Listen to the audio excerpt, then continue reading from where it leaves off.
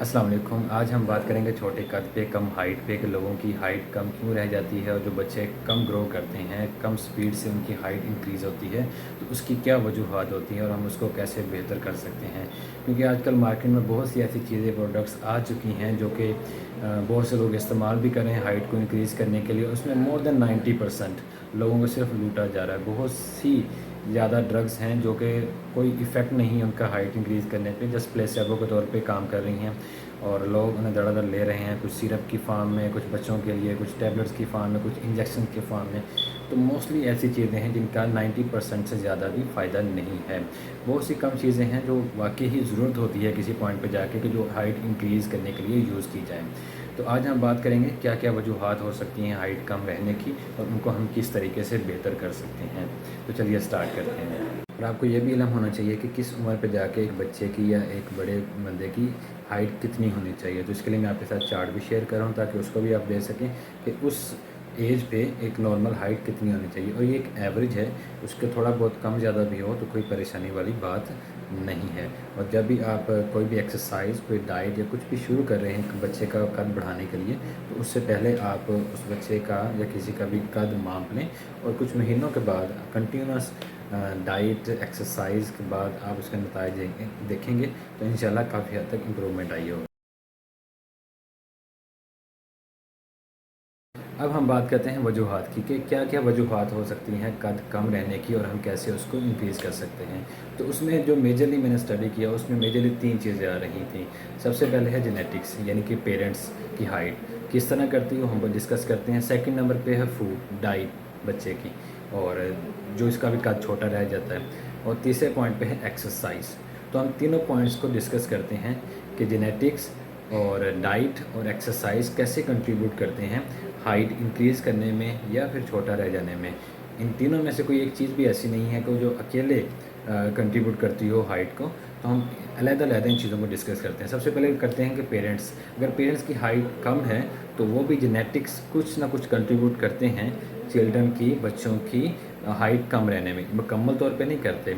हमने ऐसा भी देखा कि बहुत से पेरेंट्स का कद छोटा होता है लेकिन उनके बच्चों का कद बहुत अच्छा हो जाता है, हाइट बहुत अच्छी गेन कर लेते हैं। और बहुत से पेरेंट्स ऐसे हैं जिनकी खुद की हाइट बहुत अच्छी होती है लेकिन उनके बच्चे छोटे रह जाते हैं, छोटी हाइट के रह जाते हैं।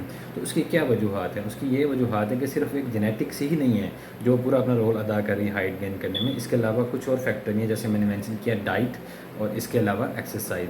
हम बात करते हैं डाइट की। हम डाइट का ये नहीं कह सकते कि ये डाइट लें और इसके बच्चे की हाइट इंक्रीज़ कर देगी, आपकी हाइट इंक्रीज़ कर देगी। क्योंकि जो बोन ने ग्रो करना है, जो बोन ने हाइट अटेन करनी है, जो हड्डी ने अपनी लेंथ इंक्रीज़ करनी है, तो हड्डी बनने में डिफरेंट चीज़ें यूज़ होती हैं।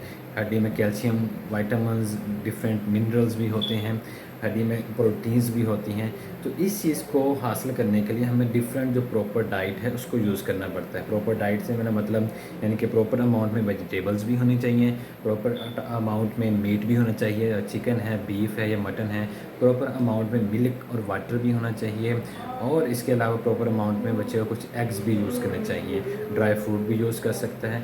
यानी कि हर डाइट का जो पोर्शन है जो मैंने मेंशन किया है एक प्रॉपर डाइट के तौर पे चलना चाहिए, ना कि बच्चे को कम्प्लीटली आप मीट पे लगा दें, कम्प्लीटली सिर्फ मिल्क ही देते रहें, आप उसको सिर्फ पानी पिलाते रहें। तो कोई इन डाइट में से एक चीज़ नहीं है जो अकेले आपके बच्चे की हाइट इंक्रीज़ करने में किरदार अदा करेगी। तो एक प्रॉपर डाइट, एक बैलेंस डाइट, एक हफ़्ते में लाइक 2 से 3 दफ़ा गोश्त हो गया, 2 से 3 दफ़ा अंडे हो गए, 2 से 3 दफ़ा कोई भी ग्रीन वेजिटेबल्स होगी, हफ्ते में इसको डिस्ट्रीब्यूट कर लें कि आपने डेली बच्चे को डाइट देनी है। और इसके साथ साथ डेली दूध का और पानी का और अंडों का ज़्यादा से ज़्यादा इस्तेमाल करें। तो जब डाइट प्रॉपर होगी तो जेनेटिक्स के होते हुए भी कुछ ना कुछ उसका रोल अदा होगा और वो भी बच्चे की हाइट इंक्रीज़ करने में अपना किरदार अदा करेगी। तीसरे नंबर पे हम बात करते हैं एक्सरसाइज़ की। जैसे मैंने मेंशन किया, तो एक्सरसाइज़ एक बहुत अहम रोल अदा करती है हाइट इंक्रीज़ करने में। अगर आपका बच्चा, अगर कोई बंदा सिर्फ खाना खाता रहे और बैठा रहे तो उसकी हाइट इंक्रीज़ होने के बहुत कम चांसेस हैं, बल्कि उसकी हाइट कम रहने के बहुत ज़्यादा चांसेस हैं। क्योंकि जब तक अपने बोन्स को एनर्जी नहीं मिलेगी, फोर्स नहीं मिलेगी कि वो जिसके अगेंस्ट लंबी हों। लाइक अगर एक बच्चा खेल कूद रहा है, वो ऊपर ज़मीन से जंप लगा रहा है, ये बहुत एक अच्छी एक्सरसाइज है कि बच्चे को कहा जाए वो डेली जंप लगाए। लाइक एक हाइट का पैमाना माप लें, चाहे वो दीवार के साथ एक पॉइंट रख लें कि इस बच्चे ने डेली उछल के इस पॉइंट तक अपना हाथ लेके जाना है। तो जैसे जैसे बच्चा बच्चा उछलेगा तो उसकी फ़ोर्स ऊपर को लगेगी और जो नीचे ग्रेविटेशनल फोर्स है वो उसको नीचे को खींचेगी। तो जैसे लेग्स को नीचे से पुल मिलेगा, बच्चा खुद ऊपर को जोर लगाएगा, तो आहिस्ता आहिस्ता ये रेजिस्टेंस, ये जो पुल की फ़ोर्स है, जो बच्चे की बोन की लेंथ को इंक्रीज़ करने में हेल्प करेगी। फिर वही बात कि खाली एक्सरसाइज से कुछ नहीं होगा, डाइट भी साथ एक रोल अपना प्ले करेगी, बहुत इम्पोर्टेंट। तो जब जेनेटिक्स, जब डाइट और जब एक्सरसाइज तीनों चीज़ें आपस में मिलेंगी, तब जाके बच्चे की जो ग्रोथ वो और जो हाइट है वो अटेन होने में, एक अच्छी हाइट गेन करने में मदद मिलेगी। तो एक्सरसाइज में एक, जैसे मैंने बताया कि जंपिंग एक बहुत अच्छी है। एक बच्चे रस्सी कूदते हैं जिसे जंपिंग रोप कहते हैं, तो वो भी बच्चे कर सकते हैं। उससे भी हाइट इंक्रीज़ होने के बहुत अच्छे चांसेस होते हैं अच्छी डाइट के साथ। अगर एक बच्चा डेली तकरीबन 200 से 300 जंप लगाता है रस्सी के ऊपर, या वैसे जैसे मैंने दीवार के साथ पॉइंट लगा के एक बच्चा जंप लगाता है, वॉलीबॉल अवेलेबल है तो वो भी यूज़ कर सकते हैं। वॉलीबॉल जब बच्चा जंप लगा के ऊपर फेंकेगा तो तब भी बच्चा ऊपर को उछलेगा और वो नीचे को फोर्स ग्रेविटेशन लगेगी जो उसकी बोन की लेंथनिंग में हेल्प करेगी। तो ये तरीके हैं जिसके साथ आपके बच्चे की आपकी हाइट इंक्रीज़ कर सकती है। और इनके अलावा जो, जैसे कि मैंने पहले मेंशन किया, बहुत सी दवाइयाँ मार्केट में आई हैं, बहुत से प्रोडक्ट्स हैं, उनको मोस्टली यूज़ करने का कोई भी फ़ायदा नहीं है। ये नेचुरल वेज़ हैं, तो नेचुरल वेज़ के साथ चलें, इनके साइड इफ़ेक्ट भी कोई नहीं होंगे। तो इन तीनों चीज़ों का हमने माइंड रखें। जेनेटिक्स रोल प्ले करती हैं हाइट में, लेकिन बहुत कम। इसके साथ डाइट और एक्सरसाइज अगर मिल जाए तो बहुत अच्छी हाइट गेन करने में मदद मिलती है।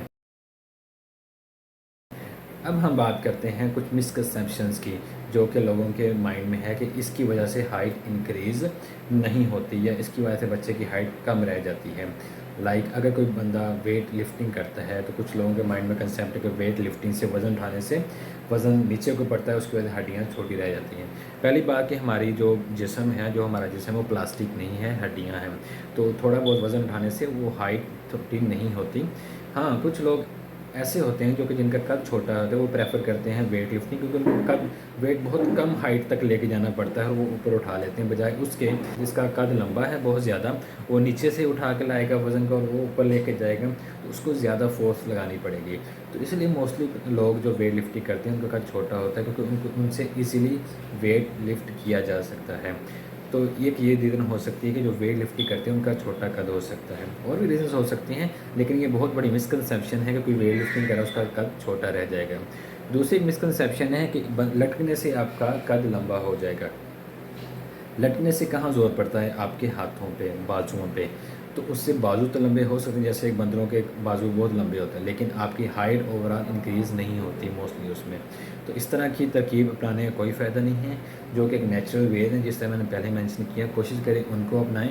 और एक और मिसकंसेप्शन है कि बांस का मुरब्बा, कि भाई बांस लंबा होता है, उसका मुरब्बा बच्चों को यूज़ करवाएं तो उससे बच्चों का कद भी लंबा हो जाए। ये एक बहुत बड़ी मिसकंसेप्शन है, तो इसके पीछे भी नहीं जाना चाहिए। बजाय इसके जो मैंने पहले तरीके बताए, उन नेचुरल वेज को फॉलो करें। इंशाल्लाह ये आपके बच्चे का और आपका कद बेहतर करने में मदद करेगी। ग्रोथ स्पर्ट्स एक ऐसी चीज़ है जो कि ऐसे पॉइंट आते हैं एक मेल और फीमेल की एज में, कि जिस पॉइंट पे जाके उनका कद सडनली इंक्रीज़ करता है। वो ऐसे फेज़ होते हैं जो कि अपनी हड्डियों में मौजूद एक प्लेट होती है जिसे हम एपिफिजियल प्लेट के नाम से जानते हैं, वहाँ से बच्चे की ग्रोथ होती है हाइट की, बोन की। तो जैसे ही वहाँ से ग्रोथ रैपिड होती है तो एक सडन इंक्रीज़ आता है हाइट में। तो ये जो ड्यूरेशन होती है ये फीमेल्स में कह सकते हैं कि ये 8 से लेकर कोई 13 साल की उम्र तक, और मेल्स में कोई 10 से लेकर 15 साल की उम्र तक ये फेज़ आता है कि जहाँ की एक सडनली इंक्रीज़ हाइट होती है। तो अगर उससे पहले आपके बच्चे की हाइट इंक्रीज नहीं करी तो आपको परेशान होने की ज़रूरत नहीं है। और इस फेज़ में मोस्टली बच्चों की हाइट इंक्रीज़ कर जाती है, और कुछ का 20-25 साल तक भी ये फेज़ आ जाता होता है। तो ये फेज़ एक नॉर्मल चीज़ होती है, इसमें भी काफ़ी बच्चों की हाइट इंक्रीज़ कर जाती है। लेकिन अगर आपका बच्चा नॉर्मल डाइट नहीं ले रहा, खाना पीना कम खा रहा है, बहुत सुस्त है, और आप समझते हैं कि उसकी वजह से उसकी हाइट इंक्रीज़ नहीं हो रही, तो कुछ मेडिकल रीज़न्स भी होती हैं, उनमें हमें टेस्ट करवाने पड़ते हैं, ग्रोथ हार्मोन चेक करने पड़ते हैं। कई दफ़ा ब्लड की कमी की वजह से, खून की कमी की वजह से बच्चे की हाइट कम रह जाती है, क्योंकि वो डाइट अच्छी नहीं ले रहा तो भूख कम लगती है।